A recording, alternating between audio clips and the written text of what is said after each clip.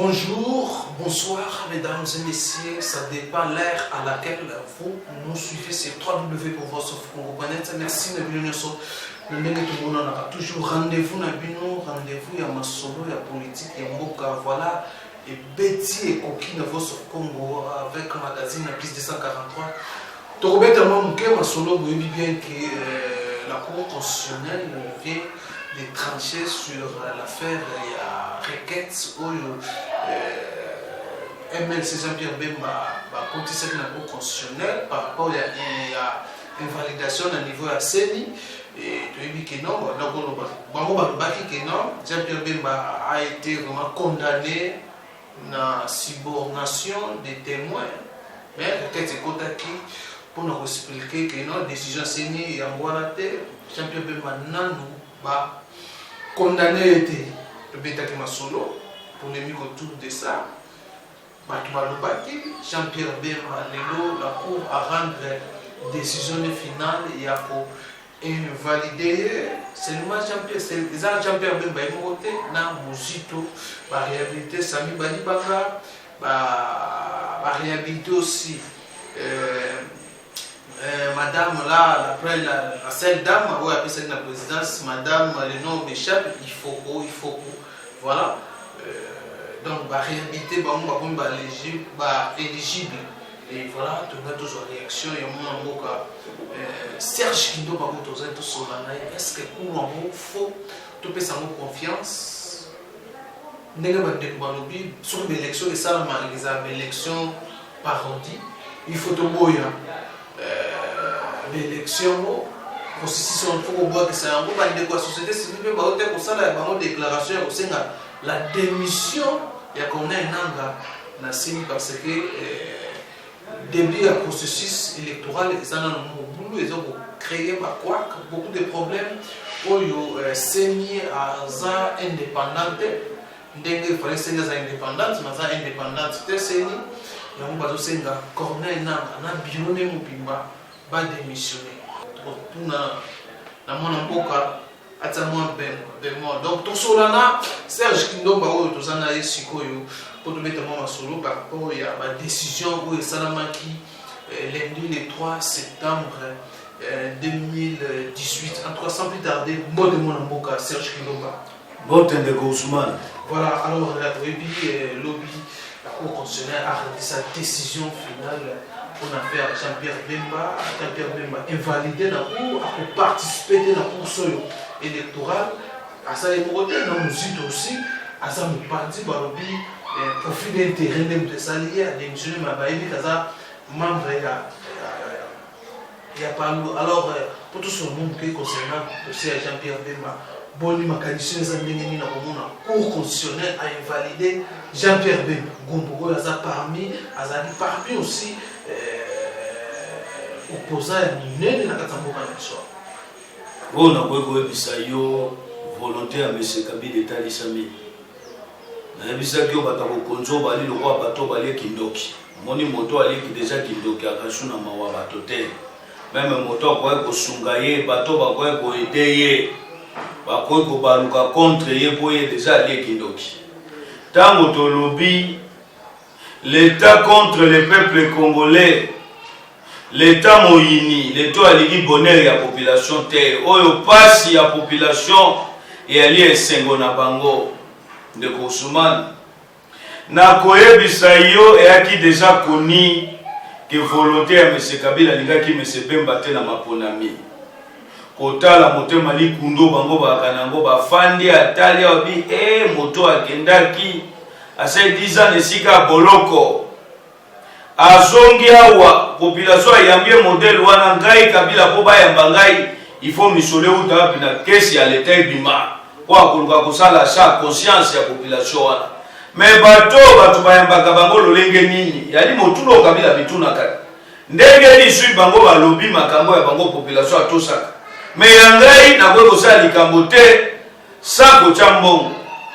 lokwa mesenanga o biso tozobenga ye l'accomplissement ya M. Kabila accomplissement ya M. Kabila ya nini vision ou bien likanisi ya M. Kabila ya nini Kabila lobia yoka nyonso me mapona mina Kongo ya kimia Kabila lingi yango te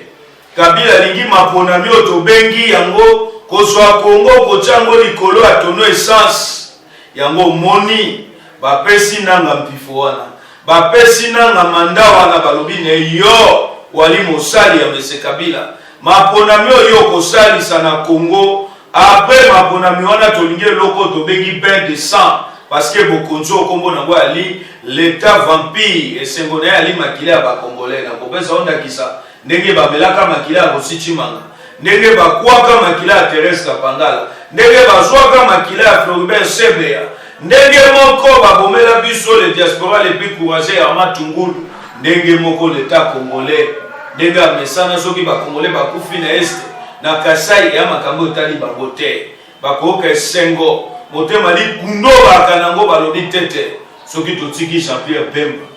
mpona biso ya li échec bakwe kolika teke tokende maponami na bopoza ya solo balingi bopoza ya solo te tango Kabila tali alobi Jean-Pierre Bemba face ya kilo ya peuple congolais Félix Tshisekedi osui na gardien du temple opposition mokitani oyo ya ngai ali na nzela akwe koleka te nini faut kosala il faut kobanda kobengana bango moko moko parce que yeba d'abord de Koussoumane na kozongiso na histoire tango volonté à l'état contre le peuple congolais bayaka na loi satanique loi électorale bayaka nango na assemblée ya basei koboma baye na nzela ya mapona moto bengaki vote ya bariche ya bato bakwi misolo ya l'état bato baplie moko bayebi ke bali na misolo nini il faut kosa il faut kobenga l'opposition na mapona opposition il faut pas participer nini il faut kosa il faut komatisa motuya ya caution ekosa ke opposant bakobanga bakozana misolo te akolinye bakandidat ya bango député partout na Congo tango Kabila moni ke malgré asali bongo nzambo alingaka biso peuple congolais apesi Félix Tshisekedi makoki apesi bafailu apesi bandeko Pemba ya kosani malgré loi obino bosaki bobenga l'opposition so tokosani tokozana kati ya mapona mitoko kende na bino esuki wana te motema likundu ekangi bato ya bokonzo ndenge bamesana na bareunion ya bango ya butu mayelo ya ibubaka nango esiko bakendaka na nanga bakoyebisa nanga biso okanisaki lokwa toyaki na mobeko wana bato bakozanga bisolo me lokwa batie moto mangongi tokolakisa bango tolingi maponami na baopposant solo te tolingi tokende maponami na bopozo biso tofabrike nakoya na kokota na mozindo baopposant bokonza Kabila fabriqué bazali na ye biso baopposant Kabila tindeli biso basagele biso na ye tango toye babengani nanga kuna babengani kuna Bemba Seigneur alongoli et alaki na compétence ya Seigneur te ya koinvalider candidature ya Jean-Pierre Bemba Seigneur asala kobe mosalani ya korecevoir bacandidature ya bato mais tellement Mese Kabila yebisi nanga yo ozobanga nini nga moko nafandi wana na volonté ya mandoki depuis 2016 mando ya ngesila nalingi kokende te mpo nayebi kenda na mandoki nalingi kokende te mpo nayebi kenda ali na basendero lokwa atango fort nali na basendero lokwa abolenga bato babongi na misolo ya leta olie na luka nasala arme tobeki arme moderne non organiser armée nationale mais bango bacréer beaucoup plus bagénéraux pour défendre l'intérêt de Mese Kabila abaki kobanga lo côté donc vous allez continuer au Kabila okende mais misaki dauphin na ye Emmanuel Chadari abimisaki ye dauphin na ye puis yo molo bageza trompe de akokende te ndeko na polisa le Kinshasa mo batoni son na bapano balobi que non le père de la démocratie il a fait ndeko na ngai papa ya démocratie akoko boma Bosichimanga te tata ya démocratie akoko boma biso te bandeko na biso oyo bakufaka na janvier 2015 le 19 oyo ndeko Kamele kama kenda dialogue kancha tafingaka biso batoke bandeko wana bakwa kokufa te donc lokwa bandeko wana bakufa elingi kolakisa ke Kabila akwe kozala pere ya démocratie te kino acha moto wana sadari oyo afingaka bato mama na ye ali moto batie juste yali pona loko to ngi basahal ba pese communauté internationale ba calmer ko dynamique interne Kabila ali moto tende kona ngai ayebi mo kato to betaka na mois de janvier atali abi moi misolo bana kui moderne na pomoni mboko na liboto ya ngai soki lelo no bina cha moto mangongi risque ko za sort na ndeko malwa place comparer ali moto atali abi etete denga la nze bongo abitala simazonga moto yango moni Kabila abi na boy na kozwa na kotika pour na biso to baki yango ali combat Tshisekedi puissance ndenge combat national moto ba congolais ba 3 fois plus ya Nelson Mandela artikela ka biso be message moko ya komisa peuple congolais, prenez-vous en charge. Yango Kabila banga ki abike soki na meki peuple akozwa nanga charge. Po yebi yango ganga le kaka na biligi lokala na lobi biso bilenge ya génération sacrifié to bakini. Bato ba reconnaître le quoi monsieur Kabila ou bien le système Kabila ko continuer autant to ko combattre pour prévenir bato nyonso to baka na système Kabila to bengi yango l'état paré en mafia protéger ka ba criminel économique le quoi bande ko na biso bakatumbi na ba misusu bango bato balaki à la base bayaki que soka meke ki biso ndeto soko baba ndeko na ngata dossier ke na cour constitutionnelle de Koussoumane naki na bokepi na loba yango na télévision nga na koliki na cour wana te nyonso ya saka na vie idole na ye ali Mobutu Sese Seko tango moni Kabila incarné dictature puisque Mobutu tango moni Kabila NFCC alinga komisa ngo parti état na Congo tango moni Kabila boy kosa nyonso oyo ya décidé Kabila komi kokamba mboka o selo imena ye soki Kabila lali ala muki abike ndenge na kani ke justice a Congo salama ndenge kosalema soka akani alobi ke lelo kanga ne koserce kindomba justice a Congo kokanga kindomba ata sa lelo kote soka lali ala muki po bokontrole botikali ya lini baboto abiso même pas so ya biso elo botikali même bano abiso bakwa boboto abiso mona bandako bon que c'est bien Mobutu alini Mobutu a réussi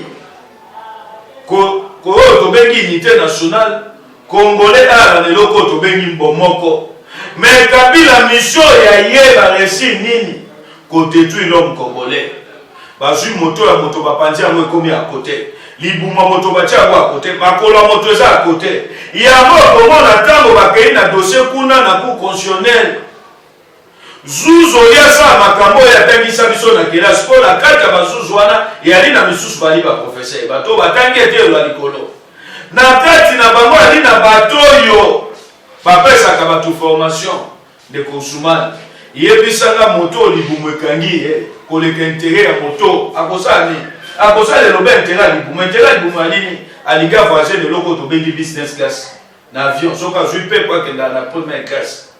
alingi nini n'intérêt libumu ata mwana mamituka malili baji o bato bokonzo batambo na ngo bato bakomoni mboko ba criminel économique o batambo kana baji fumer alinga sa ali n'intérêt libumu yeba so ba villa intérêt libumu ndasa ali moko na utaki kota moto moko utaki awa no sali abenga bike non alanda konde ko kindomba est-ce que ko ya kotala ngai te na tuni ofandi wapi ono na fandi na cité du fleuve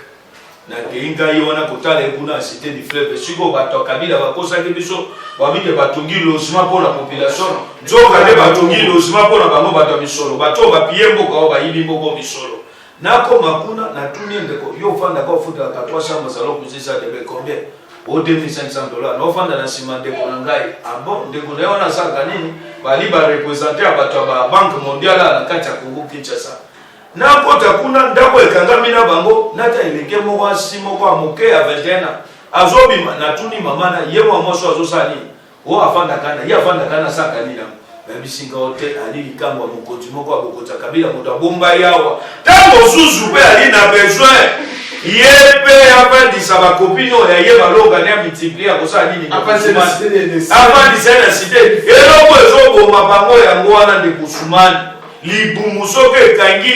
akozwa moto ya yebike Kabila déjà a réussi ko détruire l'homme congolais nyonso ekosala ekomi focaliser l'intérêt libumu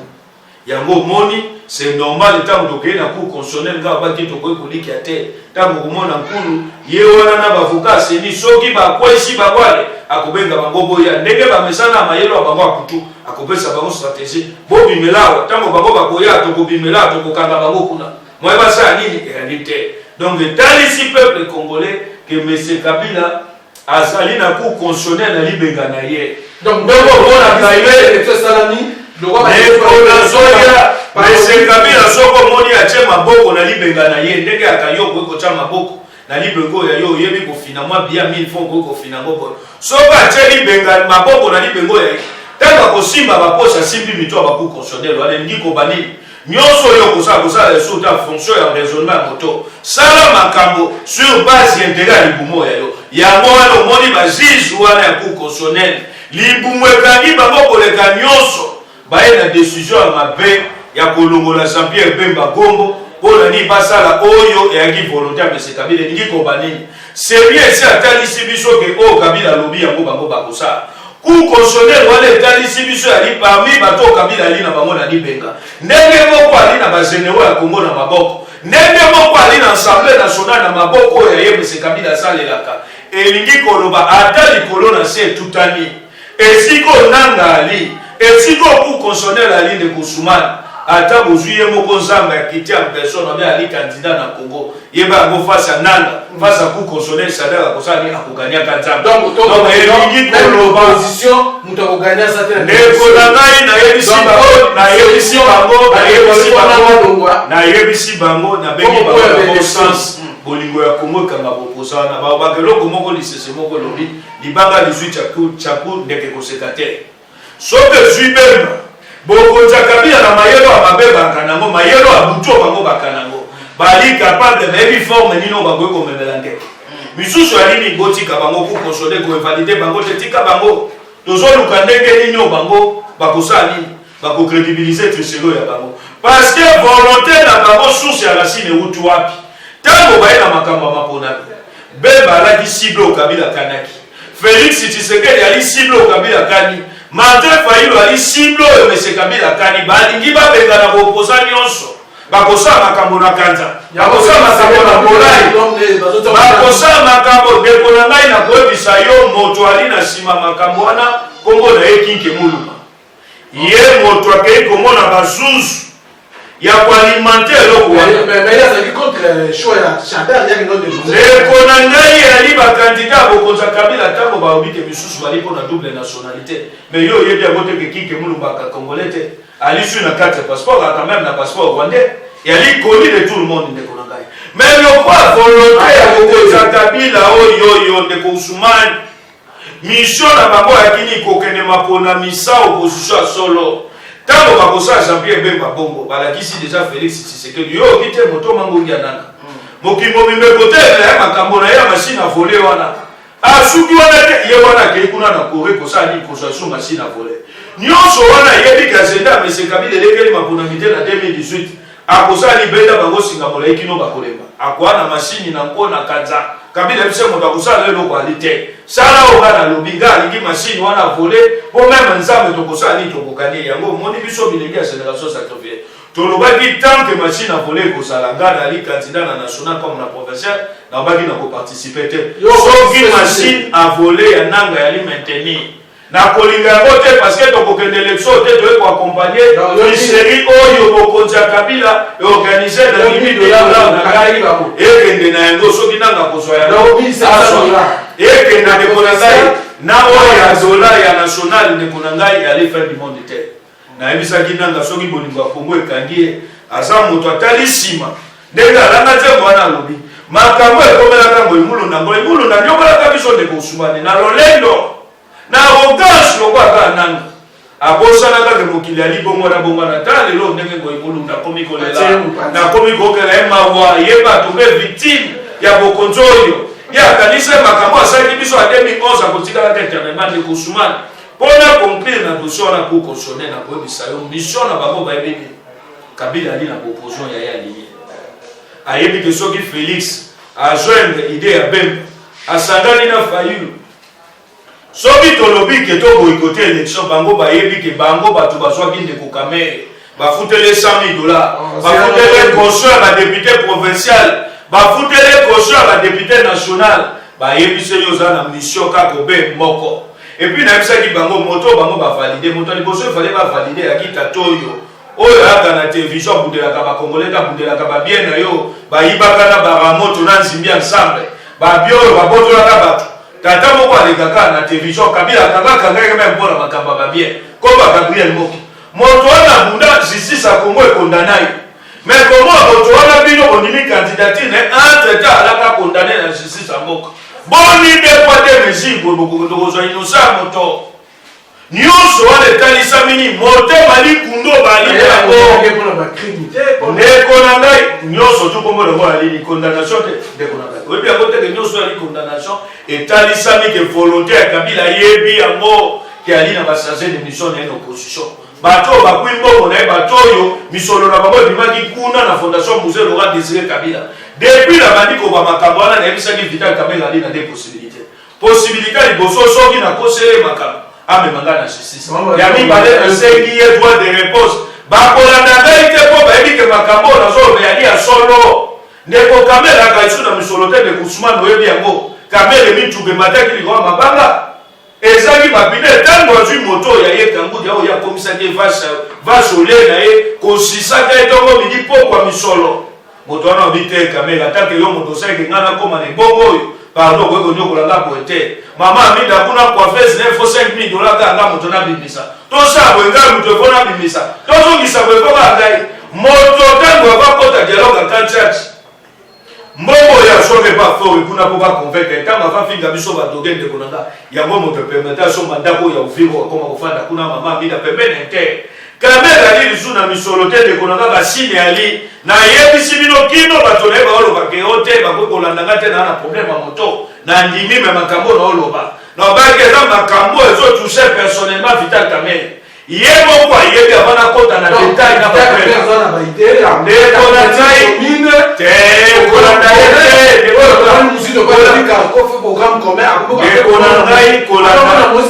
ndeko na ngai yokala biso makambo etali Kamerhe ndeko Ousmane kolanda te soki omoni Kamerhe atamboli alobi oyo alingi kandida eniki moto wana bosolo epana ya kaka so alobi na bonjour soki otuni ekombo na onani Vital Kamerhe état civil na onani nali molonga mobali ya mama amita wana bosolo oyo to etikali lokuta yo omoni te awa mosa mobali baki na problème ya misolo mobali na ye kobengaka moto lokola Didier Etumba makambo na oyo baya bosolo ya lokuta te Kamerhe akobenga ye abi na ye nazotindelo mituko ya ngai otela nga bakardira yebisaka lelo amida akomi kosaka bato na bafondation nyonso kosobelaka bato bakaye kopesaka bato ntango akana kinwani ntango akana jibe akana makambo wana te ayena Vital misolo wana bazwa mpo ye kinwani alekaka meme ye Vital Kamerhe misolo mpo Kamerhe eza koyaki misolo wana bakuya yango wapi ayi misolo eutaki na fondation Musée Laurent Désiré Kabila yango omoni bato na ye babio bakolanda nga te nga mpe babai na okipe bango te ata bafingi nga bareseau sociaux babi naa na problème ya moto na ndimi naa na problème ya moto me makambo nazoloba ndeko Ousmane ndeko na nga Kamerhe ali moko na opposition te ali na mission azosala ya Kabila ndeko na ngai ndeko na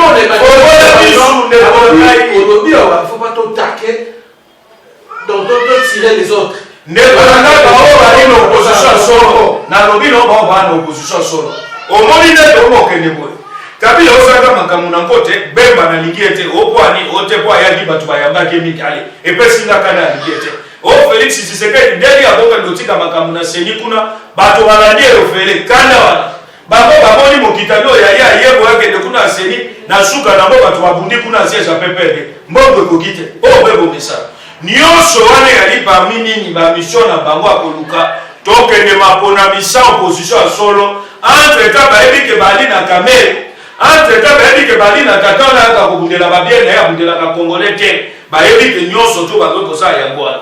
yango nayebi so yali kotake te yali koba makambo ya mosolo me na motuna oyo otuninga makambo ya mozitu ndeko na ngai nakoyebisa wa mozitu molimo ya ngai eboyi naloba makambo ya ye mon esprit ne me permet pas de défendre quelqu'un comme mozitu pourquoi soko okei na bastati ya bancien premier ministre mozitu kino lelo nini misolo na ye ebimaka comme un ancien premier ministre donc elingi koba ye na bato ya bokonzi oyo baseli bali na balie bali na bondoki oyo bayebi makambo basaka na butu bayebi yango ndeko na nga Ousmane kolongo elobi eloko te bali bato oyo bakontribue na misère ya population bali bato oyo soki otaki famille ndeko ndeko na ngai meme na kati église osambelaka oyebi yango meme okei na chrétien ou bien ali musulman toyebi principe moko ali moto akoki kobongola motema te na 7h na 8h akoma tobengi che ou bien na 8h akoma moto babengi paster eyali eloko tobengaka abomination eyali crime na bafidèle mpo makambo akotangisa bango boyebi te donc yali ndenge moko tokoki kondima mozitu soko aye alobiki na mikitisi na reconnaître bato babandaki komba ya bolingo ya Congo avant ngai bato batamboli na banyamu nyamute ngai avana yawa boyebi affaire sekoko mulunga nanga ya 1000 parcelles kino lelo akana dossier boyebi makambo mono Serge Kindomba obaka ngai tango aka mini na aka moto ya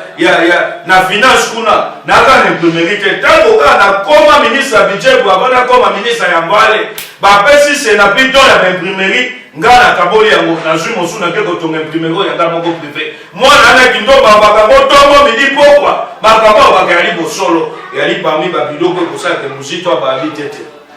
na koko bima le défendre pour ngapa na sali ba congolais mabe soki to bito tanga famille Kabila o ba komoni mboko tango kozwa na kati wana ozwi su na sima na bango famille Katumbi ozwi su famille matata po okozwa famille Muzitu pe ali na kati sans oublier moto moko ba babosa na kailo pindo na komba Pierre Lumbi wana pe c'est parmi ba plus grand ba criminel économique en mboko ndeko nanga pourquoi moto wana kana ni conseil spécial en matière de sécurité à Kabila na mboko démocratie ali ya keba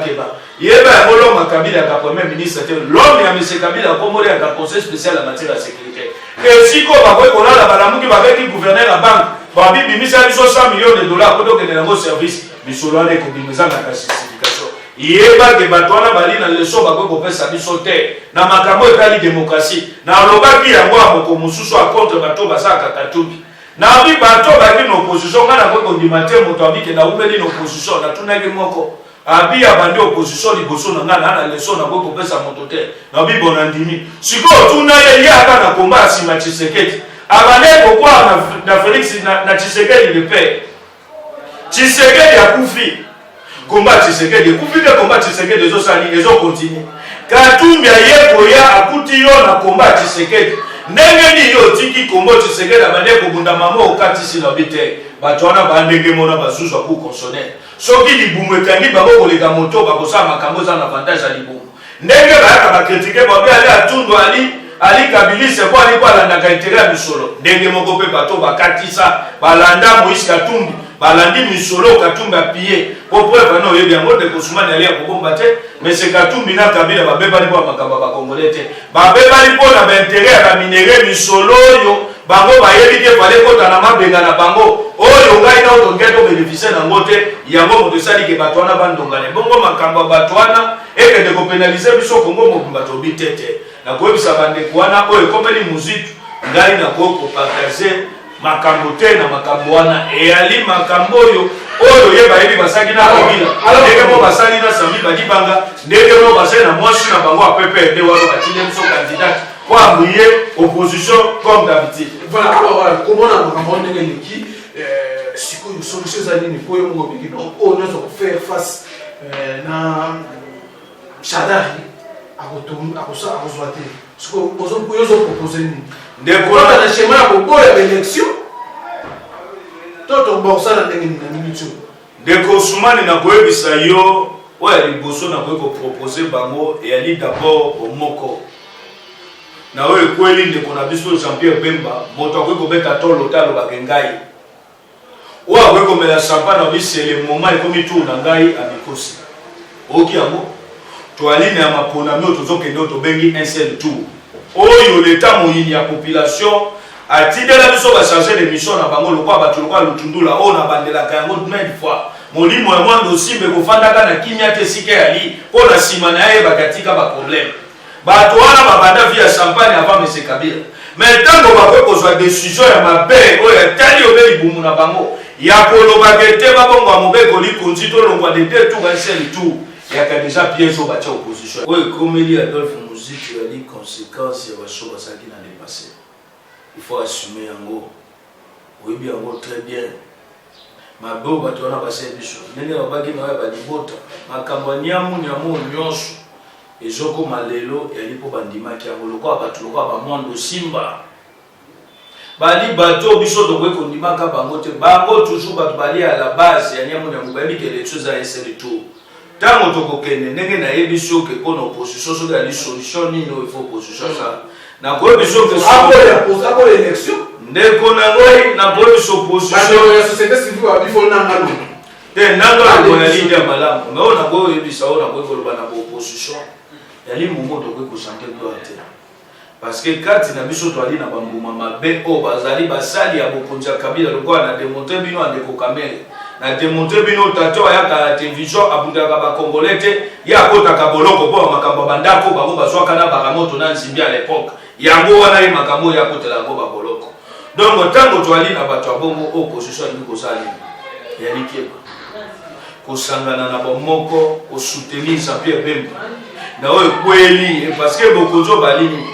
bayebi ke miso bazoseka babi oyo ekomi tour na ngai c'est le moment na ngai nakoma président matata bobosani bango bokonzo bali na nani bokonzo bali na nani bali na cour constitutionnelle bokonzo bali na nani bali na mapinga po ye moko Kabila no afandana na volonté population te na volonté mando ozoka ngonde kosuma tango bokosepela yali ba piège bango bakotela biso donc yali eloko il faut qu'on réfléchisse maintenant na yebiso oyo engagé ngai bilenge ya génération sacrifiée bato ba reconnaître que le quoi M. Kabila ali président otanga te oali na droit kobonga te parce que biso to comprendre que non seulement tu as un problème na M. Kabila mais tu as un problème sur na système Kabila c'est quoi où l'état ali pareil à ba mafia protéger tous les criminels économiques yango to bi que soki machine a volé et ali nanga ko maintenir yango na volonté à M. Kabila mais la so yo participer sur balongo machine soki balongoli machine et ko permettre biso to veiller na eloko babengi kotia ba témoin Congo mobimba et ko permettre biso to ala na lishu likolo ya lishu na makambo to bengi maponami par rapport eloko to bengi nini machine à voler machine wana lini na 4 eloko wana ali déjà na Sadaka Kanya na 4 eloko wana ali déjà na nombre de députés ba pesi Kabila ba ko ko sa ba que Kabila emo ba ko so 251 députés o etikali ba pesi ta musu majorité 100 députés o etikali ba pesi nini ba opposant ya bango na opposant solo ba bini bobo bondonga no etikali ona ko kabola so na 150 députés pour lukandeni boko kabola po Kabila pepe da koma na décision na mbokolo kwa balingi ba koma partout donc par rapport au solo ba wana ndenge to moni basali ba publicité ba matisi ba panneau partout na Kinshasa Kabila père de la démocratie Kabila un démocrate, un vrai démocrate africain oyo Malobaki a conquis, il a fait ce qu'il a dit, il a fait à respecter la constitution Moka, bah élevé donc tout ce que nous avons bango ba kosi na bango eza nonga ka tombe de nazo konangai kotosa mobekoli konzi elobite ke bositi manga kufa elobite ke Thérèse Kapangala kufa kotosa mobekoli konzi elobi nini mapondami manda M. Kabila esilaka uta le 19 décembre 2016 voilà kino tokoma lelo na 2018 parce que M. Kabila na propre volonté na ye aboyaki kosalisa mapondami donc on a yo bakitsa ba pa ngai wana ali insulte na peuple congolais kozwa Kabila kolobaki Kabila ali père ya démocratie yali makambo lokuta yali lokuta monene biso tolobi ali bitumbo Tshisekedi wa mulungu abundeli biso des années oyo epesi biso makasi oyo lelo biso bilenge oyo tomilobi ke Benjamin ya komba ya Tshisekedi toali neseni ya kokontinue na ligne wana ndeko Ousmane ndenge na ye biso il faut maponami apese mais soki bakomaintenir machine à voler nga na kondima $1000 na ngai na 500 nafutaki na provincial eke lobeni na kabeli yango nanga na l'état moyini na pesi bango yango ekozala fin du monde te elobi teke na lisir na nga moko te na lisir na ngai kombo yanga na kundaka soki peuple asali nga confiance abike moto abundelaka biso avote nga mabe ya ye te mais ntango komwake machine à voler ekozala elingi kobani bana besoin ke bino boposa bojustifie tricherie na bango na ta machine wana po bayebi ke Kabila moto akofotaka Sadaka ali te ndeko na ngai bayebi ke moto akofote député moko te oyo asaki na bokonzi ya Kabila même na badéputé basaki kala bayebi ke moto akofote bango ali te nino bakoki kosala babi foto wana nzela ya machine nde yali le seul voix oyo ekopesa Kabila majorité yango moninga na babi mpo na bolingo ya Congo mpo na intérêt ya mboka soki balongoli machine tokoparticipe biso génération sacrifiée mais tant que va maintenir machine biso to participer te na maponami po to yebi ke wana ali maponami oyo bozali conscient échec ya bino parce que vainqueur ça c'est ni ayebane yango monika na bike na kokota te makambo modelo na ndebosuma. Voilà, par rapport à la situation de Jean-Pierre Bemba, ce qu'on parlait autour de comportement ya militaire MLC aux années. Faut pas bien ça la pression, il faut pas garder silence, faut pas avoir des stratégies sous basangana na baninga sous opposition oyo baza o jusqu'à là on va invalider la note. On a vu que ça bango yali makambo ekolika ba militaire MLC yali makambo etele kweli ba congolais. Jean-Pierre Bemba d'abord ali de un congolais, ali militaire MLC. Oh la boy ko benga soki intérêt ya Congo eleki nyonso moto akobeta tolo tabi ke siko za tour na ngai ayeba ke moto ana kozwa chance donc tobengi bango bazela bureau politique MLC kotaki mokolo lelo bakosiéger décision bakozwa bakopropose baninga na bango bali na opposition solo o bango moko déjà bayebi ke kuna na kati wana twali na bambuma mabe ya kabila bayebi yango très bien mama il faut sayiba na minito nenga na comprendre yebi ke bambuma mabe bali donc makambo no bali ya solo. Donc, il y a une décision, une décision, mais là, il y a une opposition, il y a une déclaration qui est et les actions sur le terrain, ceux qui vont marcher, ceux qui vont venir morts, et aller les seuls individus de la pression. Parce que ceux qui vont faire, ils vont se dire voilà, mesdames et messieurs, nous sommes à la fin. Merci pour ceux qui nous parlent pour la question. Merci Bruno Kalonda. La Suisse, on a député national, on a évité ceux qui ont participé. Donc merci, merci à Jérôme Chips, on a trouvé, merci à André Goma, Maman, Anton Goma, Allemagne, na Munich, merci à Bignon, merci à Zouberi Djouma, ça ce sont la Nagaï, Sambi Wal, Wami, merci à Bignon. Merci, tokutani prochainement na numéro mususu na lite na moni ngomba mwa likambo na so. Likambo ngai na pesika kandeko na ngai André Ngoma mote ona ngomba ba yango. OK, merci. Merci la bienvenue restez toujours fidèles sur www.congo.net tokutani prochainement na numéro mususu. Bye bye.